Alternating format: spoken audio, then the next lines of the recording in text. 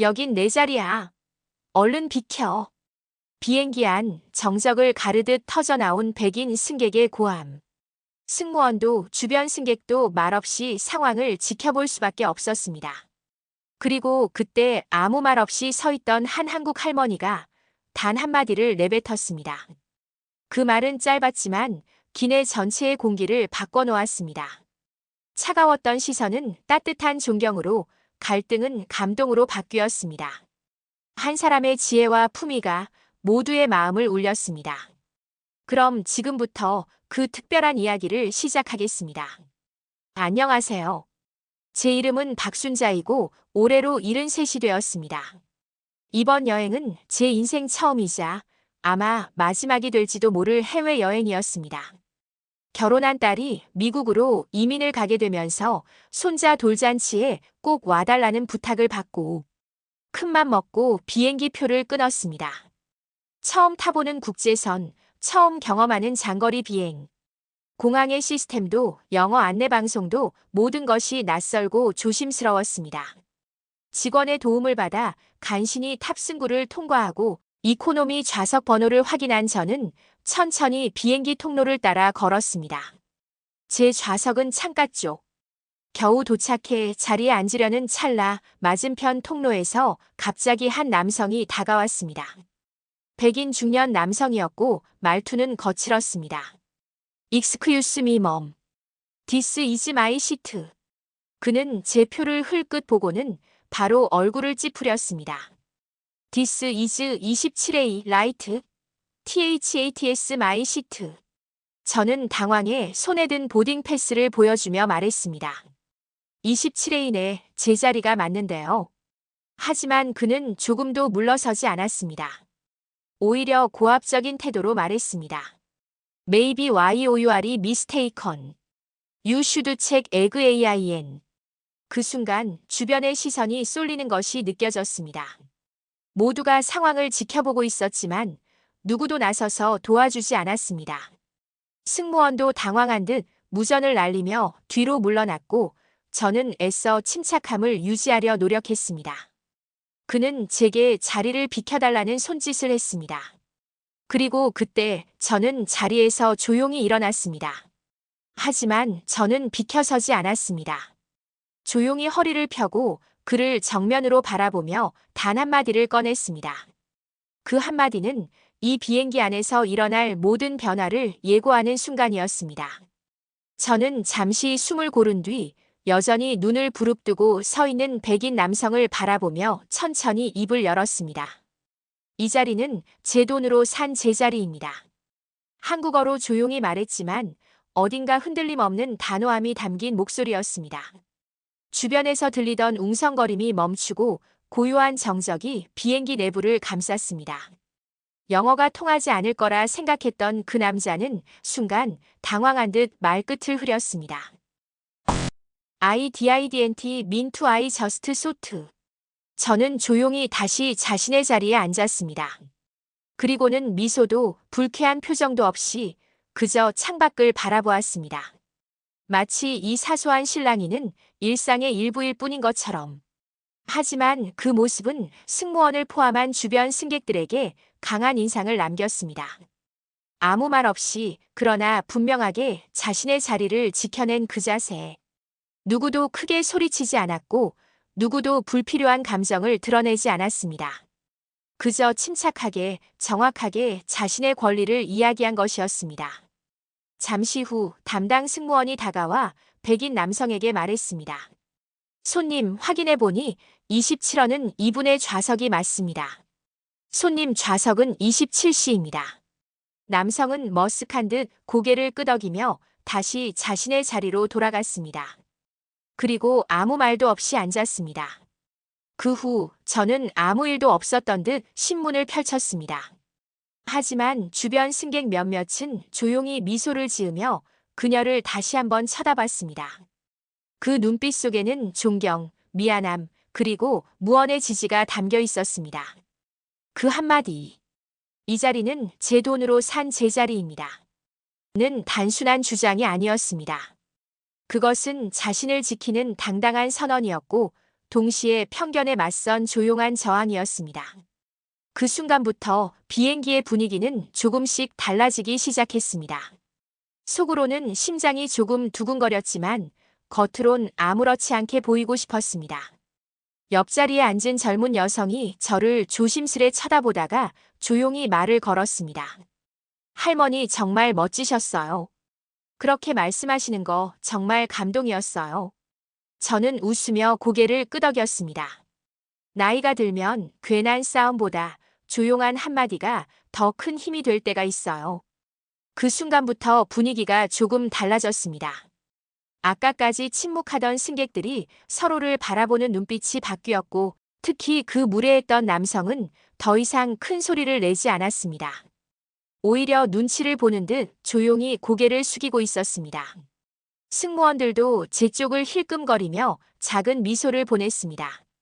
제가 별다른 말을 하지 않아도 그들이 제 마음을 알아준 것 같아 따뜻한 기분이 들었습니다.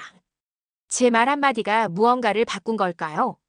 사실 저는 누군가를 꾸짖고 싶어서 그런 게 아니었습니다. 단지 우리가 서로를 대하는 방식엔 책임이 따른다고 말하고 싶었을 뿐입니다. 작은 말 한마디가 어쩌면 누군가의 생각을 조금은 바꿔줄 수도 있다는 사실을 저는 그날 비행기 안에서 다시 한번 느꼈습니다. 사실 저는 그 남성의 행동이 처음은 아니었습니다. 익숙하다고 해야 할까요? 오래전부터 어디를 가든 누군가가 나를 보고 처음 던지는 시선은 낯설다였습니다. 한국에서 태어나 평생을 살았지만 젊은 시절엔 미국에 몇 번 체류한 적도 있었지요. 그때도 마트 계산대 앞에서 느낀 따가운 시선, 길거리에서 들었던 무례한 농담들. 그 모든 순간들이 머릿속을 스쳐 지나갔습니다. 하지만 제가 정말 잊지 못하는 기억은 제 남편과 함께했던 첫 미국 여행에서 벌어진 일이었습니다.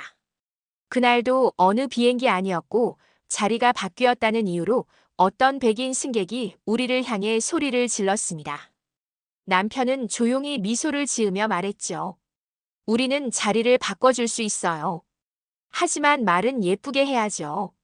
그 한마디의 상대는 무안해했고 결국 자리를 지키고 말았습니다. 저는 그때 처음 알았습니다.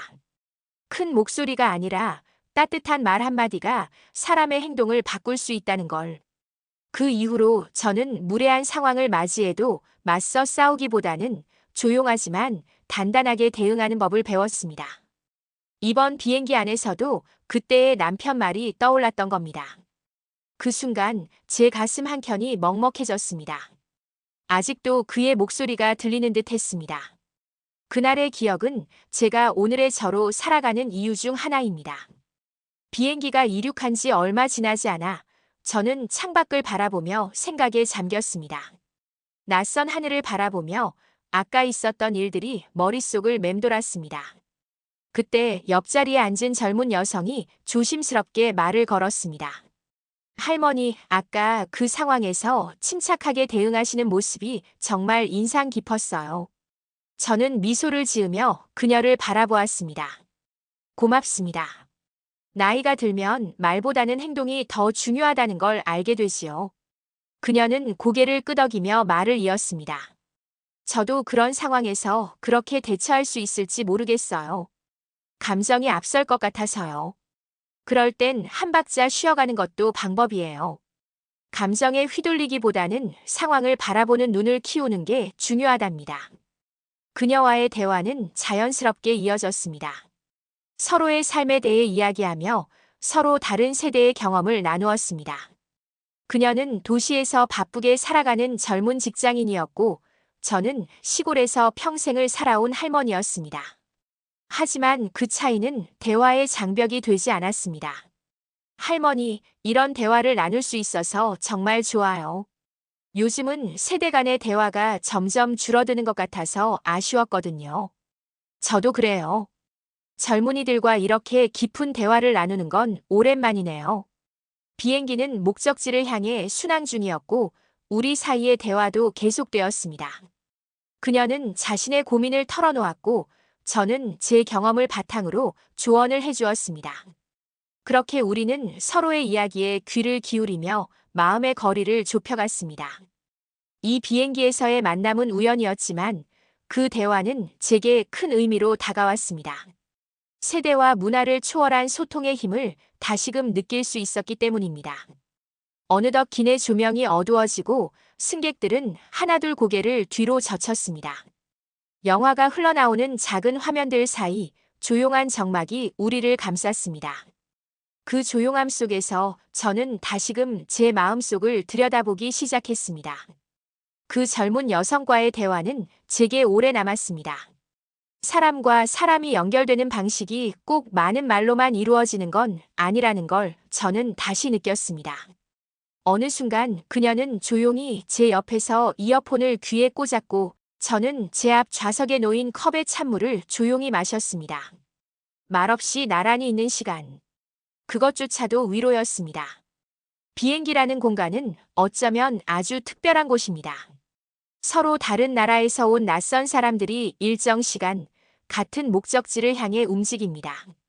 대화가 없더라도 우리는 함께 떠나고 있다는 점에서 이미 충분히 연결되어 있는 존재들이지요. 그 순간 제 앞자리에 그 백인 남성이 몸을 돌려 조심스레 말을 걸었습니다. 혹시 아까 죄송했습니다. 그 말은 예상 밖이었지만 저는 고개를 끄덕이며 웃어 보였습니다. 그에게 화를 낼 이유는 없었습니다. 오히려 그의 말에는 작은 변화의 씨앗이 담겨 있었으니까요. 이 나이가 되면 말이에요. 누가 잘했고 누가 틀렸는지가 중요한 게 아니에요. 서로가 조금 더 이해하려고 하는 마음, 그게 더 중요하답니다. 그는 말없이 제 눈을 바라보더니 다시 자리로 돌아갔습니다. 짧은 대화였지만 그 속엔 긴 의미가 담겨 있었습니다. 그는 변명을 하지 않았고 저는 정죄하지 않았습니다. 그저 서로의 입장을 조심스럽게 인정한 것입니다. 그 밤 저는 생각했습니다. 침묵은 때로 사람들 사이에 벽을 세우지만 또 어떤 때는 공감의 통로가 되기도 합니다. 그 조용한 기내 안에서 서로 다른 생각과 문화, 언어 속에서도 우리는 조금씩 가까워지고 있었던 것인지도 모르겠습니다. 기내는 다시 고요해졌습니다. 하지만 제 마음은 여전히 잔잔하게 흔들리고 있었습니다. 창문 밖으로 펼쳐진 끝없는 어둠 속 하늘을 바라보며 저는 생각에 잠겼습니다. 나와 그들의 차이, 그리고 그 거리만큼의 오해. 문화란 무엇일까? 단순히 언어나 음식, 인사법의 차이만을 말하는 걸까? 아니었습니다. 문화는 결국 각자가 자라온 시간의 총합이었습니다. 어느 집에서 어떤 방식으로 말을 배우고 어떤 표정에 마음을 열며 어떤 상황에서 침묵하는지를 결정하는 그 모든 것. 그래서 문화는 곧 삶이었습니다. 그 백인 남성의 태도에서 느껴진 내 자리라는 절대적인 주장 역시 어쩌면 그가 평생 살아온 규칙 속에서는 너무나 당연한 반응이었을지도 모릅니다. 그리고 제가 그 자리에 조용히 앉아있던 태도 또한 제가 배워온 예의와 인내라는 가치의 반영이었을 테지요. 서로 다른 기준에서 출발했기에 충돌은 불가피했습니다. 하지만 그 이후에 보여지는 태도는 선택의 문제였습니다. 그가 말을 걸어왔고 제가 그를 비난하지 않았던 것. 그건 우리가 서로의 문화라는 거리를 좁히기 위해 내민 손이었습니다. 문득 제 손에는 작은 자수가 놓인 손수건이 쥐어져 있었습니다. 오래전 할머니께서 물려주신 것입니다. 그분도 일본군 강제동원이라는 아픈 역사 속에서 자신을 지키기 위해 침묵을 택했던 분이셨습니다. 아무 말도 하지 않으면서도 무언으로 세상을 설득하는 용기를 가졌던 분. 그 순간 저는 알게 되었습니다. 그날 그 비행기에서 제가 보여준 태도 역시 제 가족의 문화이자 한국인의 오래된 정신이었습니다. 비행기는 드디어 대륙을 지나 태평양을 향해 들어섰습니다. 장거리 비행의 반이 지나가고 있었고 어느새 동이 트기 시작한 하늘이 붉게 물들고 있었습니다. 어둠에서 빛으로. 저는 그 빛이 단순한 해돋이가 아니라 누군가를 이해하려는 마음의 시작이기를 바랐습니다. 창밖은 점점 붉은 빛으로 물들어갔습니다. 태평양 위를 날며 맞이한 해돋이는 어쩐지 평소와는 다른 의미로 다가왔습니다. 수천 미터 상공에서 바라보는 하늘은 그저 아름답기만 했지만 제 마음속에 떠오른 것은 해보다 더 따뜻한 장면 하나였습니다. 그 백인 남성, 그러니까 제 옆자리에 앉아있던 그 사람은 새벽 무렵 다시 말을 걸어왔습니다. 혹시 창밖에 해 뜨는 거 보셨어요? 그의 목소리는 어딘지 모르게 부드러워져 있었습니다. 몇 시간 전 자리 문제로 목소리를 높였던 사람이 맞나 싶을 정도로요. 저는 천천히 고개를 끄덕였습니다. 네. 저는 하늘 위에서 맞는 해돋이를 좋아해요. 묘하게 다시 시작하는 기분이 들어서요. 그는 창밖을 바라보며 한동안 말이 없었습니다. 그러다 아주 조심스럽게 말했습니다. 아까 제 말투가 너무 무례했죠. 사실 오늘이 제 아버지의 기일이에요. 한국에 계셨거든요. 이 비행도 사실 장례식에 참석하려고 타는 거예요. 저는 순간 말을 잊었습니다. 예상치 못한 사연이었습니다. 그가 자리를 고집했던 이유, 날이 서 있던 감정의 실마리가 단숨에 풀렸습니다. 그랬군요. 많이 힘드셨겠어요. 그는 살짝 웃었습니다. 이런 얘기 처음 만난 사람에게 할 줄은 몰랐네요. 근데 왠지 모르게 위로받고 싶었던 것 같아요. 저는 조심스레 손을 뻗어 제 손수건을 건넸습니다. 자수를 놓아 오래 간직해온 그것. 이거 잠깐이라도 위로가 될 수 있으면 좋겠네요. 제 할머니께서 어려운 시절에 늘 손에 쥐고 계시던 거예요. 그는 고개를 숙이며 그것을 두 손으로 받았습니다. 그리고 다시 창밖을 바라보며 말했습니다. 그쪽은 참 따뜻하네요. 말없이도 많은 걸 전하는 사람 같아요. 그 말에 저 역시 고개를 숙였습니다. 한마디의 사과와 짧은 대화. 단 몇 시간 전의 갈등은 어느새 사라지고 새로운 이해와 존중이 싹트고 있었습니다. 부드럽게 떠오른 해는 단순히 하루의 시작이 아닌 마음과 마음이 다시 이어지는 출발점이 되어주고 있었습니다. 해가 완전히 떠오른 뒤 기내는 조용히 아침 준비에 들어갔습니다. 승무원들이 커피와 식사를 나르기 시작했을 때 그는 조심스럽게 저에게 물었습니다. 혹시 커피 좋아하세요? 제가 고개를 끄덕이자 그는 말없이 버튼을 눌러 승무원을 불렀습니다. 이내 두 잔의 커피가 우리 사이에 테이블 위에 놓였습니다. 진한 아로마가 퍼졌고 조용했던 대화는 그 향처럼 부드럽게 이어졌습니다. 한국 커피는 좀 다른가요? 그가 물었습니다. 한국에서는 커피보다는 그 안에서 나누는 대화가 더 중요하달까요? 누군가와 따뜻한 커피 한 잔을 나눈다는 건 마음을 나누고 싶다는 뜻이에요. 그는 그 말을 듣고 나서 한참을 말없이 고개를 끄덕였습니다. 그리고 컵을 들어 조심스레 입을 댔습니다. 그의 손끝이 조금 떨리는 것이 느껴졌습니다. 감정이 가라앉지 않은 듯 눈가가 붉게 충혈되어 있었습니다. 아버지와는 많이 멀었어요. 그 사람은 늘 엄격하고 말이 없었거든요. 제가 어릴 땐 왜 그리 무섭게만 느껴졌는지. 그래서 성인이 되고 나서는 연락도 거의 안 했죠. 그런데 돌아가셨다는 말을 듣고 나니까 미안한 마음이 너무 커요. 마지막 인사도 못했어요. 그가 눈을 감고 천천히 말을 잇는 동안 저는 아무 말도 하지 않았습니다. 그저 고요히 그의 옆에 앉아 같은 커피를 마시며 그의 감정을 함께 나누고자 했습니다. 제가 무례하게 굴었던 건 사실 그 순간 어디에 화를 내야 할지 모르겠어서였어요. 그런데 당신의 말 한마디가 그 모든 방향을 바꾸었어요. 그 자리 양보해준 것도 말없이 들어준 것도 전부 다요. 그는 마침내 고개를 들었고 눈가에는 맺힌 눈물이 살짝 흘러내렸습니다. 저는 손수건을 내밀었습니다. 이번에는 말하지 않아도 그는 조용히 받아들었습니다. 당신이 앉아있던 그 자리, 이제 제겐 아주 특별한 의미로 남을 것 같아요. 기내에 울려 퍼지던 커피 향은 이제 눈물과 함께 기억될 감정의 향기로 바뀌고 있었습니다. 한 잔의 커피가 만든 평화, 그리고 용서와 후회, 그리고 새로운 관계의 시작. 그 순간 저는 깨달았습니다. 말보다 더 강한 울림은 이해하려는 침묵이라는 것을요. 기내 방송이 부드럽게 울려 퍼지며 목적지까지 남은 시간이 안내되었습니다. 서울까지 약 2시간 남았습니다. 객실은 아침 식사를 마친 승객들의 잔잔한 대화로 채워지고 있었지만 우리 둘 사이에는 여전히 말보다는 공감이 흐르고 있었습니다. 그는 커피 잔을 내려놓으며 말했습니다. 이렇게 조용히 앉아 있어주는 사람이 있다는 게 이런 위로가 되는 줄 몰랐어요. 한국인들은 모두 이렇게 따뜻한가요? 저는 조용히 미소 지었습니다. 한국 사람들은 말보다 마음을 먼저 건네는 경우가 많아요. 속마음을 쉽게 드러내지 않아도 상대가 느낄 수 있도록 행동으로 보여주죠. 그는 고개를 끄덕이며 창밖을 바라보았습니다. 해가 창문에 부딪혀 은은한 빛으로 그의 얼굴을 감싸 안았습니다. 그 순간 우리가 서로 다른 언어와 문화를 지닌 사람들이라는 사실은 아무런 의미가 없어진 듯 했습니다.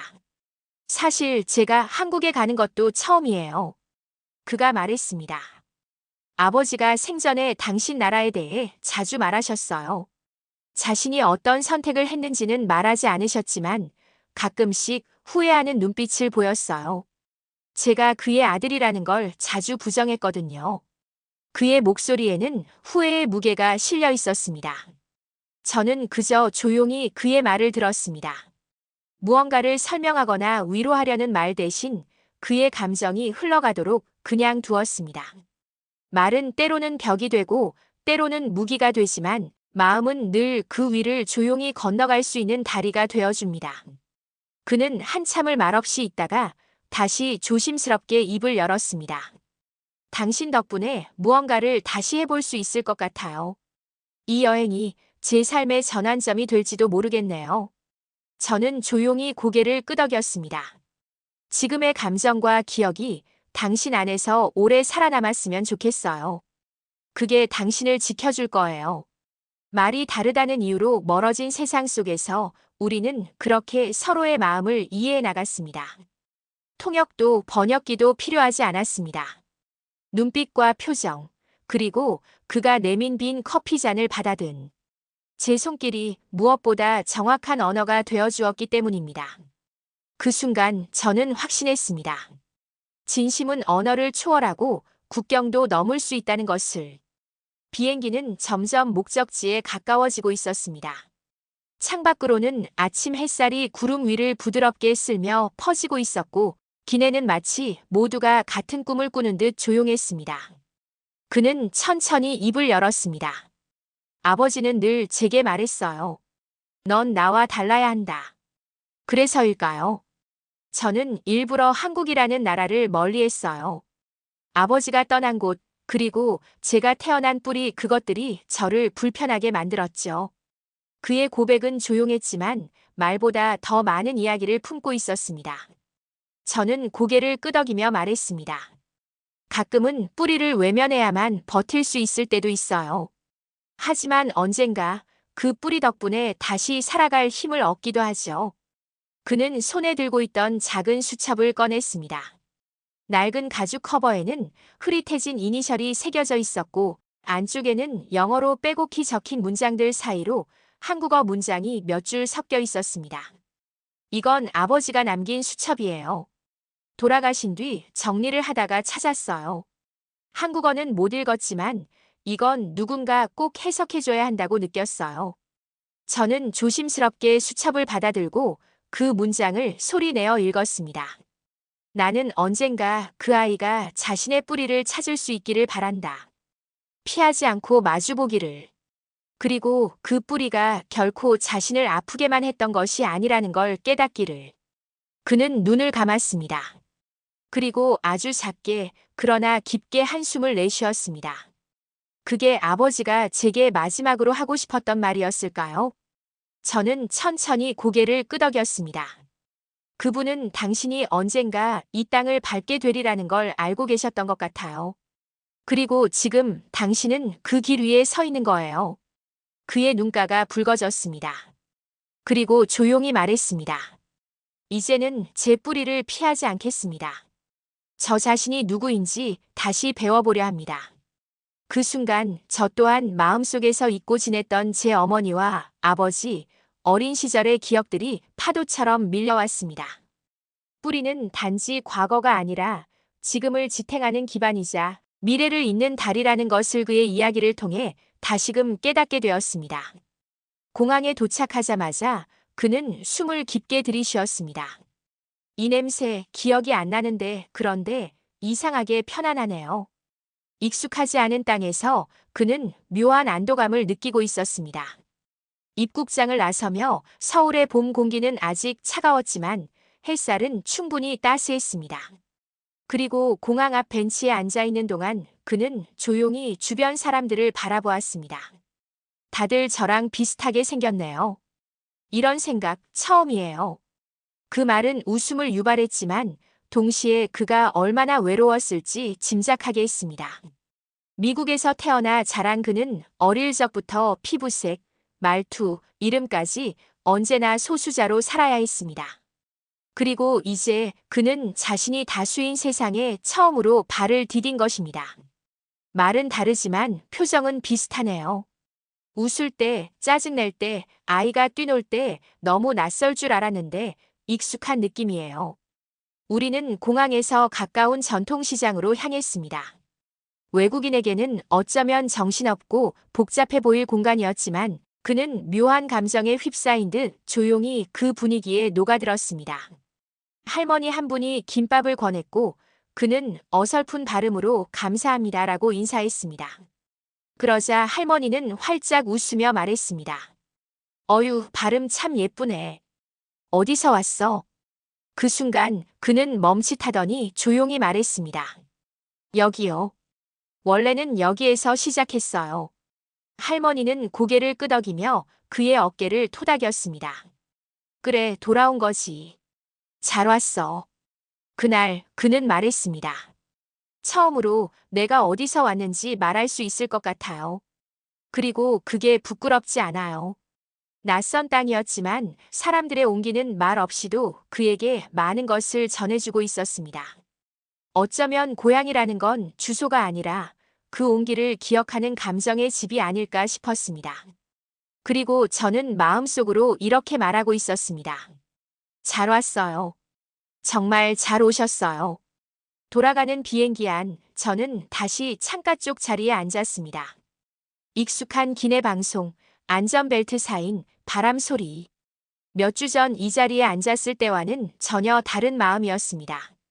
출국 당시에 저는 걱정과 긴장으로 꽉 막힌 심정이었지만 이번에는 가슴속이 훤히 트여 있는 듯한 기분이었습니다. 그리고 문득 고개를 돌렸을 때 믿기 어려운 광경이 제 눈앞에 펼쳐졌습니다. 몇 줄 앞 좌석, 창가에 앉아있는 익숙한 실루엣. 바로 그 백인 남성이었습니다. 우리 할머니에게 이건 내 자리야라며 무례한 태도를 보였던 그 남자. 저는 순간 놀라 말을 잇지 못했습니다. 그는 창밖을 바라보다 누군가의 시선을 느낀 듯 고개를 돌렸습니다.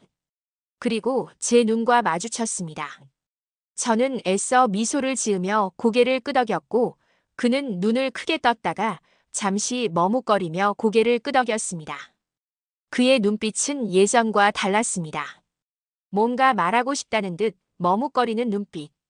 결국 그는 자리에서 일어나 제 쪽으로 천천히 다가왔습니다. 저기 혹시 몇 주 전 인천행 비행기 그때 저랑 같은 비행기 타셨죠? 저는 조용히 고개를 끄덕였습니다. 그는 머리를 극적이며 잠시 말을 고르더니 말했습니다. 그때 일 정말 부끄럽고 미안합니다. 그날 이후로 계속 생각이 났어요. 특히 그분, 당신의 할머니 말씀. 아직도 잊히지 않네요. 그는 앉아도 되겠냐고 묻더니 제 옆에 살짝 걸터 앉았습니다. 그리고 조용히 말했습니다. 사실 난 어릴 때부터 내 방식이 옳다고 믿었어요. 내 자리, 내 권리, 내 속도. 그런데 그날 당신의 할머니가 조용히 말씀하셨죠. 이 자리가 내 것인 건 맞지만 내가 그 자리를 지키는 태도는 내 몫이 아니야. 그 말이 계속 머리에 맴돌았어요. 그는 말끝을 흐리며 고개를 숙였습니다. 저는 그에게 이렇게 말했습니다. 그 말을 기억해 주셔서 감사합니다. 그리고 할머니가 그 장면을 지금 보셨다면 웃으셨을 거예요. 그는 미소 지으며 조용히 일어났습니다. 고맙습니다. 그리고 이번 비행은 정말 다르게 느껴질 것 같네요. 비행기가 활주로 위를 천천히 달릴 때 저는 창밖을 바라보며 생각했습니다.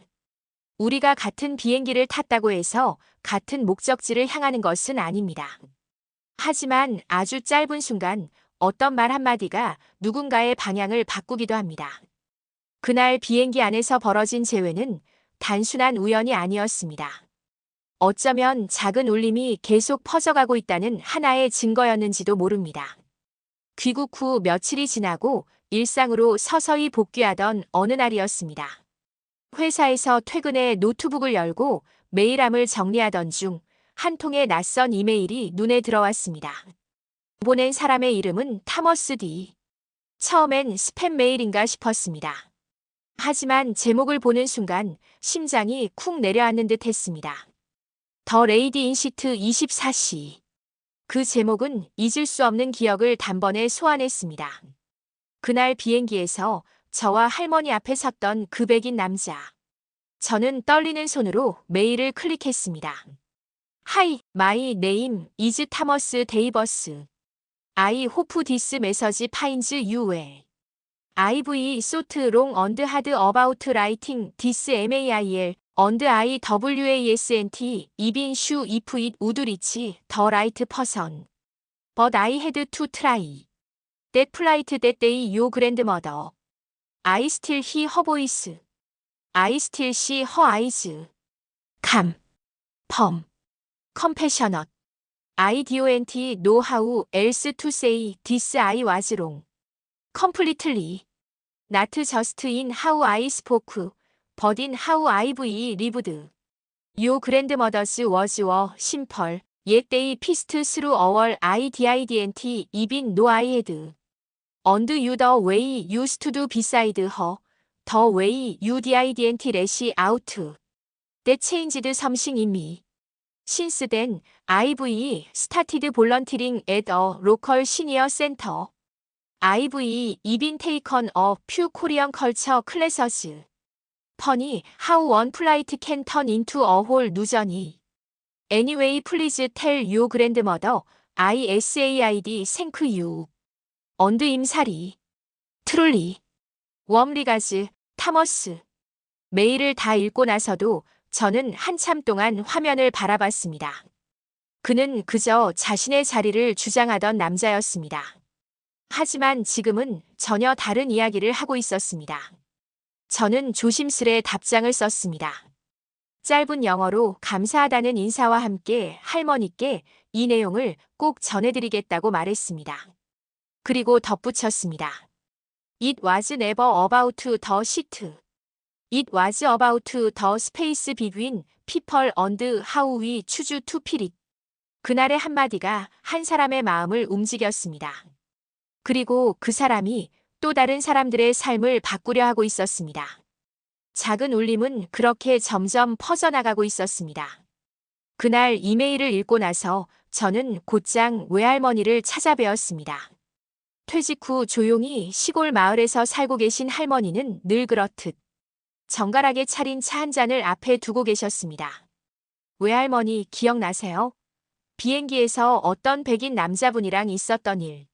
할머니는 고개를 끄덕이셨습니다. 응, 그 친구 그 눈빛이 아직도 기억나지. 저는 노트북을 꺼내 메일 내용을 그대로 번역해서 읽어드렸습니다. 처음엔 아무 말 없이 들으시더니 어느 순간부터 눈가가 촉촉해지셨습니다. 나도 그날 참 미안했지. 괜히 너까지 끌어들인 건 아닌가 해서. 무슨 말씀이세요? 전 오히려 너무 자랑스러웠어요. 그날 밤 할머니는 조용히 편지를 쓰셨습니다. 그 편지는 자필로 정성스레 꾹꾹 눌러 쓴 한 사람을 향한 짧은 기록이자 따뜻한 위로였습니다. To Mr. Thomas, I am the elderly woman who once sat in seat 24시. I remember your voice. I also remember your hesitation. We are all learning every day. That day, I simply wanted to remind you gently that dignity belongs to all of us, regardless of age, color, or language. Thank you for taking those words to heart. Thank you for choosing kindness now. It's never too late to change. Never too late to open a new window in our hearts. May your journey ahead be warm and wide. From Korea, an old lady with a small voice. 할머니의 편지는 길지 않았습니다. 하지만 그 안에는 용서와 진심 그리고 인류애가 담겨 있었습니다. 편지를 사진으로 찍어 메일에 첨부하고 보내드렸습니다. 며칠 뒤 타머스에게서 온 답장엔 이렇게 쓰여 있었습니다. I cried. Not out of shame, but out of hope.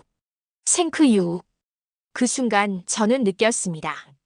사람은 단 한마디, 단 하나의 태도로도 바뀔 수 있다는 것을. 그리고 그 변화를 이끌어낸 건 누구보다도 조용한 할머니의 말이었습니다. 이메일을 보낸 지 며칠 후 타머스 씨는 짧은 동영상을 하나 함께 보내왔습니다. 영상 속 그는 자신의 사무실에서 커피를 내리고 있었습니다. 창문에는 작은 포스트잇이 붙어 있었고 거기엔 단 한 문장만이 적혀 있었습니다. Listen before you speak. 그의 목소리는 차분했지만 분명했습니다. 그날 이후로 제 책상 옆엔 늘 이 문장이 붙어 있습니다. 매일 아침 이걸 보고 시작하죠. 타머스는 바뀌었습니다. 그것도 단순한 사과 이상의 변화였습니다. 그는 지역 커뮤니티 센터에서 자원봉사 활동을 시작했고 회사 내부 포용성 워크숍에서 자신의 이야기를 공유하기도 했습니다. 제가 겪은 부끄러움은 이제 더 이상 숨기고 싶은 과거가 아닙니다. 그날 한국 할머니께 들었던 단 한마디는 제 삶을 바꾼 첫 문장이 되었습니다. 저는 이 변화가 단순한 우연의 결과가 아니라고 믿었습니다. 말 한마디, 태도 하나가 얼마나 큰 울림을 줄 수 있는지를 알기에 외할머니 역시 여전히 시골 마을에서 조용한 삶을 이어가고 계십니다. 하지만 이제는 마을 회관에서 주기적으로 노인들에게 스마트폰 활용법도 알려드리고 외국인 근로자 가족을 위한 한글 교실에 자원봉사도 나가십니다. 말이 통하지 않아도 마음은 전해질 수 있단다. 할머니의 철학은 그대로입니다. 다만 이제는 그 이야기를 듣고 싶어하는 사람이 전 세계에 존재한다는 것이 달라졌습니다. 한적한 오후 외할머니와 마당에 나란히 앉아 차를 마시고 있던 그날.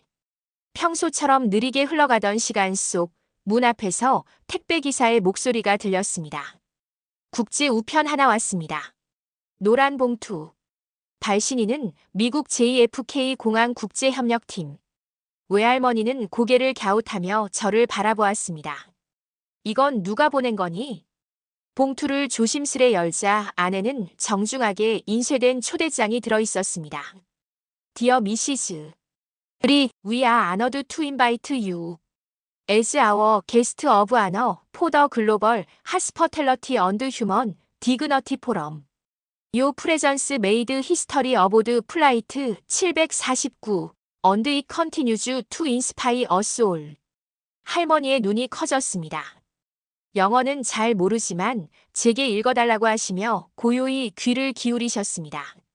조용히 듣고 난 뒤 할머니는 허허 웃으시며 말씀하셨습니다. 내가 뭘 그렇게 대단한 걸 했다고 이런 걸 보내오냐? 하지만 저만은 알고 있었습니다. 그날 그녀의 말 한마디가 누군가의 마음을 바꿨고 그 바뀐 마음이 또 다른 변화를 만들어냈다는 것을요. 초대장은 단순한 예우 이상의 의미였습니다. 외국인에 대한 인식, 타문화에 대한 배려, 그리고 무엇보다 존엄에 대한 가치를 세계 공항 네트워크 전체가 다시 바라보는 계기가 된 것이었습니다. 며칠 후 공항 측은 다시 한번 연락을 보내왔습니다. 이번에는 화상으로라도 참여할 수 있게끔 모든 통역과 편의를 제공하겠다는 안내와 함께 할머니는 잠시 망설이시더니 한마디를 덧붙이셨습니다. 사람들한테 내 얘기를 전할 수 있다면 한 번쯤은 해볼 만하겠구나. 그 순간 저는 깨달았습니다. 그날의 이야기, 단 한 번의 말과 태도가 만들어낸 파동은 아직 끝나지 않았다는 것을. 포럼 당일 외할머니는 단정한 한복 차림으로 노트북 앞에 앉으셨습니다.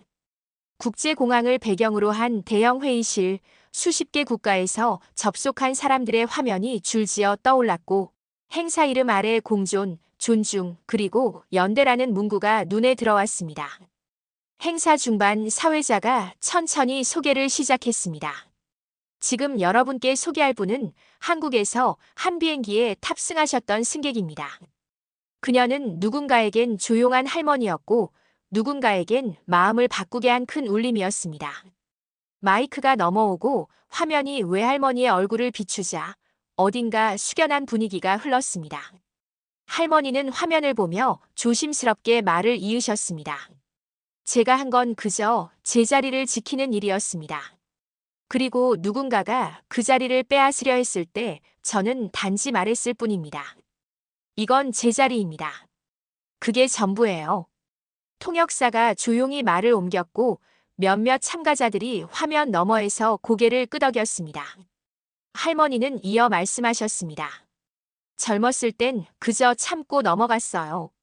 하지만 나이 들수록 알게 됐지요. 조용히 말하는 게 때로는 제일 강한 저항이 될 수 있다는 걸요. 누구든 어디서든 자기 자리에 당당히 앉을 권리가 있다는 것. 그건 배려와 예의 이전의 사람에 대한 존중입니다. 통역이 끝나자 회의실 전체가 고요해졌습니다. 그리고 곧 한 화면에서 박수가 시작되었고 그것은 이내 전체로 번져갔습니다. 그날 연단 위에서 할머니는 그 어떤 웅변보다 더 깊은 울림을 전했습니다. 그리고 그 울림은 국경과 언어를 넘어 존엄이라는 단어의 의미를 다시 한번 새기게 만들었습니다. 포럼이 끝난 뒤 할머니는 평소와 다름없이 집으로 돌아오셨습니다. 하지만 세상은 더 이상 이전과 같지 않았습니다. 며칠 사이 포럼 영상은 SNS와 언론을 통해 퍼졌고 이건 제 자리입니다 라는 문장은 인터넷상에서 하나의 상징이 되어 사람들 사이에 회자되기 시작했습니다. 신문사에서는 연락이 오기 시작했습니다. 국제인권단체, 항공사 연합, 다큐멘터리 제작진까지 모두가 그녀의 짧은 한마디와 그 뒤에 담긴 철학을 알고 싶어 했습니다. 처음에는 외할머니께 부담이 되지 않을까 걱정했지만 그녀는 담담히 말씀하셨습니다. 내가 유명해지고 싶은 건 아니야. 그저 누군가 내 이야기를 듣고 마음을 바꾼다면 그걸로 충분하지. 그리고 마침내 대한민국 국가기록원에서 연락이 왔습니다. 시민 존중 사례의 역사적 기록으로 외할머니의 일화와 포럼 발언, 그리고 당시 비행기 승객들의 인터뷰 일부를 공식 보존하고 싶다는 제안이었습니다. 집에 함께 있던 날 담당자가 방문해 이런 말을 했습니다. 이건 단지 인종차별에 대한 대응이 아니었습니다. 이건 세상을 바꾸는 조용한 용기에 대한 기록입니다.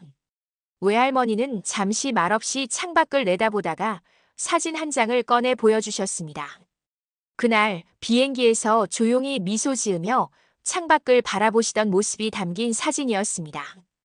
이건 내가 가장 평화로웠던 순간이야. 내 자리에 당당히 앉아 있었던 그 시간.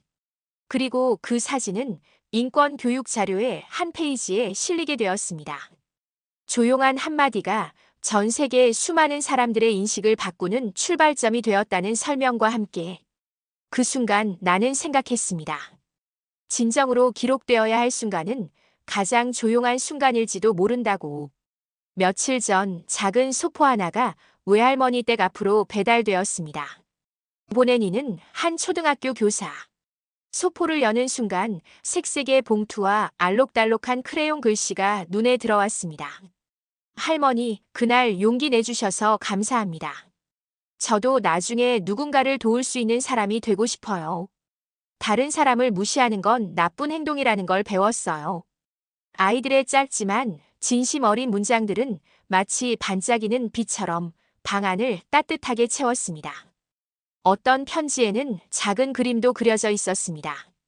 비행기 좌석에 앉은 할머니가 활짝 웃고 있는 모습, 그리고 그 옆에 이건 내 자리야 라는 말풍선. 외할머니는 조용히 한 장 한 장 편지를 읽으셨고 마지막 봉투를 덮는 순간 입꼬리를 살짝 올리셨습니다. 내가 평생 가져야 할 자리보다 이 아이들의 자리가 더 중요하지. 이제 저 자리를 지킬 수 있도록 나도 그 뒤에 서 있을게. 그날 저녁 외할머니는 작은 액자를 하나 꺼내어 벽에 걸었습니다.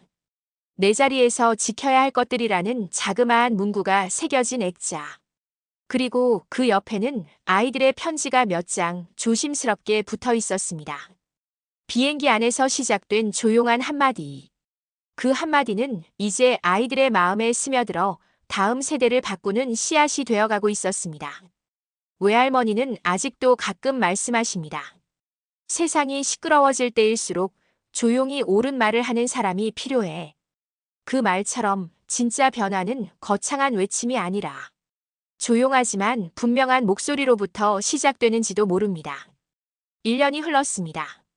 외할머니는 어느새 연세를 더했지만 예전보다 더 건강하게 보였습니다. 그리고 오늘 다시 비행기에 오르셨습니다. 이번 목적지는 미국이 아닌 유럽의 작은 도시였습니다. 현지에서 한국 문화를 소개하는 행사에 초청받은 것이지요. 지난번 그 이야기 덕분에 우리 아이들에게 좋은 메시지를 줄 수 있었어요. 행사 주최 측의 설명이었습니다. 비행기에 탑승한 외할머니는 익숙한 듯 좌석을 확인하고 천천히 앉으셨습니다. 좌석 벨트를 매고 창밖을 바라보며 말씀하셨습니다. 이번에는 어떤 인연을 만나게 될까 기대된다. 좌석 옆에는 젊은 외국인 남성이 앉아 있었습니다. 할머니를 향해 조심스레 말을 걸었습니다. 혹시 예전에 비행기에서 백인 남성과 자리 문제로 뉴스에 나왔던 분 아니세요? 외할머니는 순간 놀란 듯 했지만 이내 고개를 끄덕였습니다. 예, 그 일이 벌써 시간이 꽤 됐네요.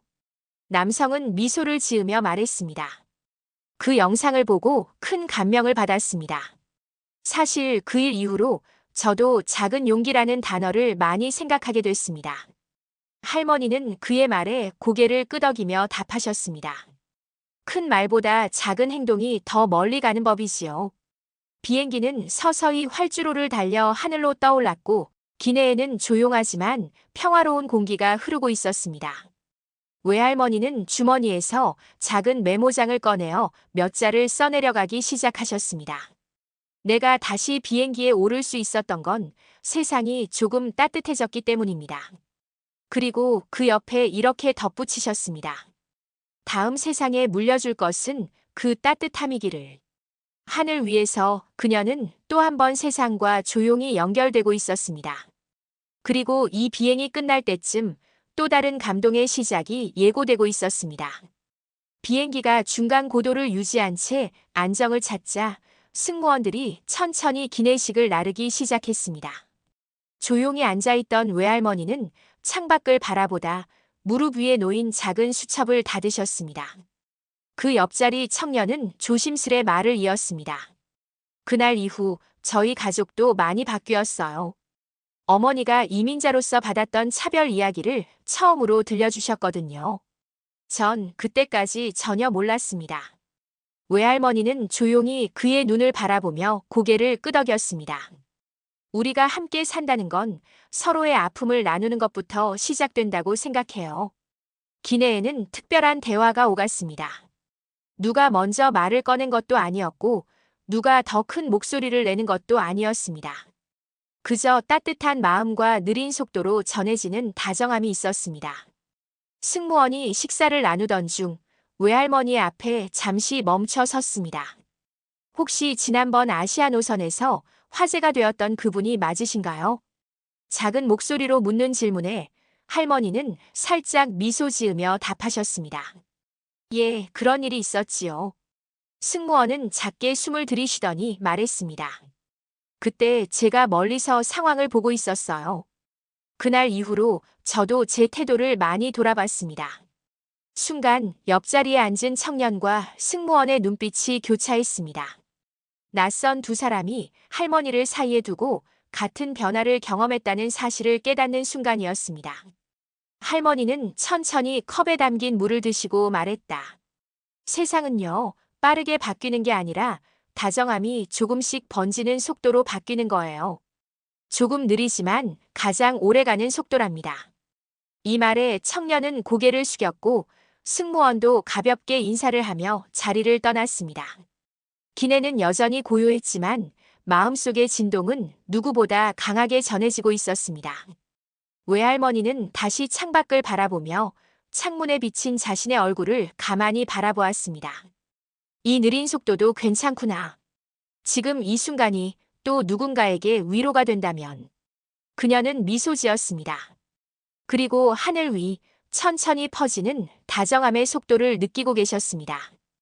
도착 예정 시간까지 1시간 남은 시점. 비행기는 한층 고요해졌고 기내 조명도 부드러운 톤으로 전환되었습니다. 외할머니는 조용히 무릎 담요를 펴고 옆자리 청년은 자신의 노트북을 닫았습니다. 그때였습니다. 기내 뒤쪽에서 조용한 소란이 일기 시작했습니다. 서양계 중년 남성이 좌석 변경 문제로 승무원에게 항의하고 있었고 그의 불편한 시선은 한국인 할머니가 앉아있는 비즈니스석 쪽으로 향하고 있었습니다. 왜 내가 이 자리에 앉을 수 없는데? 저 사람보다 내가 먼저 예약했다고. 승무원은 최대한 정중하게 설명했지만 그의 말투는 점점 거칠어졌습니다. 내가 이해가 안 되는 건 말이야. 왜 이런 비주류 노인한테 자리를 양보해야 하느냐는 거지. 그 말에 주위 승객들의 표정이 일제히 굳어졌습니다. 직접적으로 지목되진 않았지만 누구나 그 말이 누굴 향한 것인지 알 수 있었습니다. 외할머니는 아무 말 없이 시선을 창밖으로 돌렸습니다. 그러나 그녀의 옆자리 청년은 침묵하지 않았습니다. 실례지만 그는 조용하지만 분명한 목소리로 말했다. 당신이 지금 사용한 단어는 분명히 차별적입니다. 남성은 눈살을 찌푸렸습니다. 뭐라고? 내가 뭘 잘못 말했나? 청년은 대답 대신 외할머니 쪽을 바라보며 말했습니다. 이분은 이 항공사의 감사 승객이십니다. 예전에 생명을 구하고 승객 전체에게 감동을 준 분이에요. 그 말에 주변 승객들 중 몇몇은 고개를 끄덕였고 어떤 이는 작게 박수를 쳤습니다. 그 순간 처음에는 무시하듯 구겨졌던 할머니의 존재가 이내 하나의 상징처럼 기내의 중심을 잡아주고 있었습니다. 당황한 남성은 끝내 자리에 앉았고 더 이상 항의하지 않았습니다. 다만 그의 얼굴에는 부끄러움과 당혹감이 섞여 있었습니다. 누군가는 말하지 않으면 모른다는 사실을 그제서야 비로소 이해한 듯 했습니다. 외할머니는 청년에게 작게 인사했습니다. 괜찮아요. 저보다 그 사람도 배워가는 중일 테니까요. 그녀는 불쾌함보다 더 크고 따뜻한 시선으로 상황을 받아들이고 있었습니다. 누군가에게는 백색의 편견이었을 그 순간을 그녀는 조용한 품으로 덮어주고 있었습니다. 그날 편견은 깨졌습니다. 그리고 기내는 다시 조용해졌지만 사람들의 마음은 이전보다 조금 더 깨어 있었습니다. 비행기가 착륙 준비에 들어갈 즈음 기내 방송이 한 번 더 울렸습니다. 기장은 전 승객에게 감사의 인사를 전하며 특별히 한 사람의 이름을 언급했습니다. 오늘 비행에는 특별한 분이 함께 하셨습니다. 여러분 중 일부는 이미 아시겠지만 작년 이 노선에서 한 아이의 생명을 구해주신 분이십니다. 순간 기내가 조용해졌고 이어 기장은 조심스럽게 말을 이었습니다. 그분의 이름은 이순덕 여사님입니다. 낯선 외국어로 들릴 수도 있었지만 그 이름은 기내를 감싸는 듯한 울림을 가졌습니다. 외할머니는 당황한 듯 두 손을 모으고 작게 웃었습니다. 기내 곳곳에서 박수 소리가 들려오기 시작했습니다. 어떤 이는 브라보를 외쳤고 어떤 이는 눈가를 닫고 있었습니다. 그리고 그 옆에 앉은 청년은 작게 속삭이듯 말했습니다. 할머니, 이제 진짜 영웅이 누군지 모두가 알게 됐네요. 외할머니는 부끄러운 듯 고개를 저으며 대답했습니다. 내 이름 이렇게 많은 사람 앞에서 불릴 줄 몰랐어요. 그저 아픈 아이를 그냥 두고 볼 수 없었을 뿐이에요. 그녀의 이름 이순덕. 어느 교실의 출석부나 어느 공공서류에서나 볼 수 있을 법한 평범한 이름. 하지만 그 이름은 한 생명을 살린 손끝의 기억이 되었고 비행기 한 편을 울린 작은 울림이 되었습니다. 누구도 그 이름의 발음을 정확히 기억하지 못할 수도 있습니다. 하지만 그날 그 비행기 안에 모두는 그 이름이 지닌 따뜻함과 용기를 가슴에 담아내렸습니다. 이순덕이라는 이름은 이제 누군가의 생애에서 한 줄의 감동으로 남게 되었습니다. 비행기에서 내린 우리는 한 줄로 천천히 이동했습니다. 게이트를 통과하며 돌아보니 외할머니의 발걸음은 유난히 느렸습니다. 그 모습엔 낯선 환경에 대한 긴장도 있었지만 그보다 더 큰 무언가가 담겨 있었습니다. 그녀는 입국장 앞에 멈춰 섰습니다. 그곳엔 한 무리의 아이들이 작은 손에 꽃을 들고 서 있었습니다. 이들은 몇 달 전 그날의 일을 영상으로 접하고 직접 감사 인사를 전하고 싶다며 자발적으로 모인 지역 학생들이었습니다. 한 아이가 할머니 앞에 다가와 수줍게 말했습니다. 당신처럼 누군가에게 따뜻한 손을 내밀 수 있는 어른이 되고 싶어요. 외할머니는 아이의 손을 꼭 잡았습니다. 그 짧은 접촉 속에서 언어도 나이도 국경도 의미를 잃었습니다. 며칠 후 지역 방송국에서 연락이 왔습니다. 그날의 일화를 작은 영웅 시리즈로 제작하고 싶다고 했습니다. 외할머니는 조용히 웃으며 고개를 저었습니다. 난 그냥 평범한 사람입니다. 누군가가 나를 기억해준다면 그것만으로도 과분하죠. 하지만 그녀의 행동은 단지 한 생명을 구한 일이 아니었습니다. 그녀는 보이지 않는 존엄과 존중이라는 가치를 행동으로 보여준 한 명의 증거였습니다. 그 후 항공사 내부 교육 자료엔 이순덕 여사 사례가 포함되었고 아이를 구한 그날의 기록은 작은 전시관 한쪽 벽에 영구 보존되었습니다. 시간이 흐른 지금 외할머니는 여전히 조용히 동네 작은 시장을 오갑니다. 아무도 그녀가 어떤 일을 했는지 모를지라도 그녀가 남긴 울림은 누군가의 삶 속에 아직도 이어지고 있습니다. 그리고 저는 그녀의 손을 꼭 잡고 말합니다. 할머니, 그날 당신이 한 일은 절대 잊히지 않을 거예요. 그건 오래 기억될 이야기니까요. 이 이야기를 읽고 계신 여러분도 주변에 조용한 영웅이 있다고 생각하시나요? 혹은 우리가 잊고 있던 작고도 따뜻한 순간이 있으신가요? 댓글로 여러분의 생각을 나눠주세요. 그리고 이 감동이 널리 퍼질 수 있도록 구독과 좋아요로 함께 해주시면 큰 힘이 됩니다. 감사합니다.